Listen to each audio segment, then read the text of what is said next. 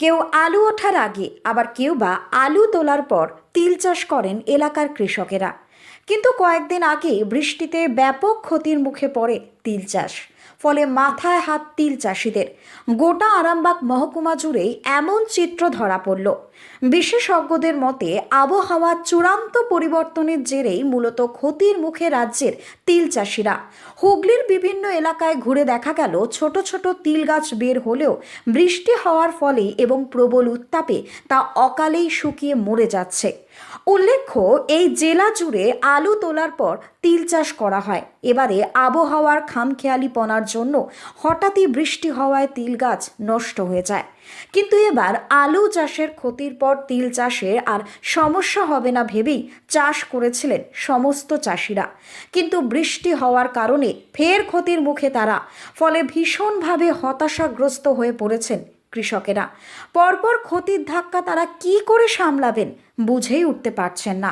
আলু দুখানা করে আলু হলো, তারপরে তোমার তো ব্যাংকে থেকে তোমার ঋণ নিলাম, সে ব্যাংকের টাকা শোধ করতে পারেনি। তারপরে এবারে তিল লাগাই, তিলের ভয় থার বসছিলাম, আবার কিস্তিতে সব তোমার নষ্ট করে দিলে। আর কী করে কি তোমার এমনি গরম করে সংসার তো চলবে না মোটেই, যা পরিস্থিতি চলছে। আর হবে না যা অবস্থা, তো কী করে হবে তিল, সব নষ্ট হয়ে যাবে।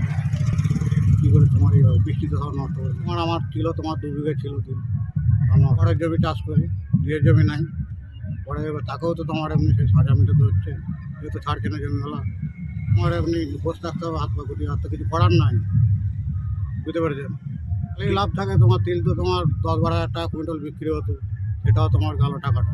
মনে করে সময় তোমার তিল লাগিয়ে আলু চাষের ইয়েটা তোমার তুলে নেবো, সেটাও হলো না, তাও তোমার লস হয়ে গেল পুরো, বুঝতে পেরেছেন। ক্ষতির মুখে পড়া তিল চাষিরা জানিয়েছেন, বৃষ্টির কারণে তিল গাছ মরে যাচ্ছে এবং জমিতে প্রচুর পরিমাণে ঘাস বেরিয়ে যাচ্ছে। তারা জানান, এবছর আলুর ফলন খুব একটা ভালো হয়নি।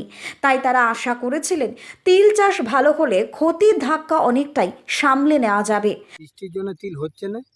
তিল যা পরিস্থিতি চিরচিরিয়ে বসে রয়েছে, প্রচণ্ড ঘাস হয়ে গেছে। এবার লোনপত্র করে এসব মোটামুটি পয়সা এসে যাবে। এখন যা পরিস্থিতি, তিল তো দেখতে পাচ্ছি যে তিল হবে না। চাষিরা সব মানে পুরো সর্বশান্ত হয়ে যাচ্ছে। 16-17 বিঘা জমি চাষ আছে, টোটালটাই ওই তো মানে লেবারের উপরে নির্ভর। আমরা তো নিয়েছি ব্যাংক থেকে লোন নিয়েই, তো ব্যাংক থেকে যে যার সমবায় সমিতি থেকে লোন নিয়ে এইসব জিনিস হয়েছে। হয়ে আজকে যদি এই পয়সা না হয়, আমাদেরকে এবারে মানে কি করবো তার ঠিক নেই। না সুসাইড করতে হবে, না কি করতে হবে, মানে খুবই চিন্তার বিষয়। অনেকে ব্যাংক থেকে ঋণ নিয়ে চাষ করেছিলেন, কিন্তু প্রকৃতির খামখেয়ালিপনায় এবার কি করে সেই ঋণ পরিশোধ করবেন তা ভেবে পাচ্ছেন না চাষিরা। আরামবাগ থেকে শুভজিৎ ঘোষের রিপোর্ট, লোকাল 18 বাংলা।